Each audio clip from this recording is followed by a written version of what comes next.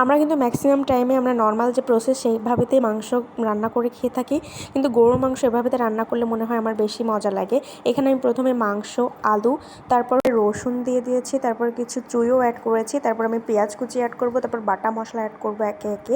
এখানে আমি ফার্স্টে রসুন আর আদা বাটা দিয়ে দিয়েছি, তারপরে দিয়েছি গরম মশলা বাটা, তারপরে জিরা বাটা, তারপরে দিয়েছি শুকনো লঙ্কা বাটা, পরিমাণ মতো লবণ, হলুদ গুঁড়া। তারপর আমি এখানে কিছু আস্ত গরম মশলাও অ্যাড করব। দেন আমি পরিমাণ মতো কিন্তু এখানে তেলও অ্যাড করে নেব। তেল অ্যাড করার পরে এখানে আমি ভালোভাবে এগুলো ম্যারিনেট করে রাখবো। এই ম্যারিনেটটার উপরে কিন্তু টেস্টটা অনেকটা ডিপেন্ড করে।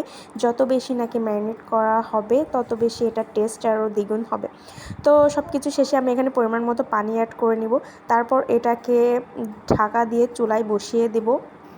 আমি কমপক্ষে এখানে 7-8টা সিটি দিয়ে নিয়েছি।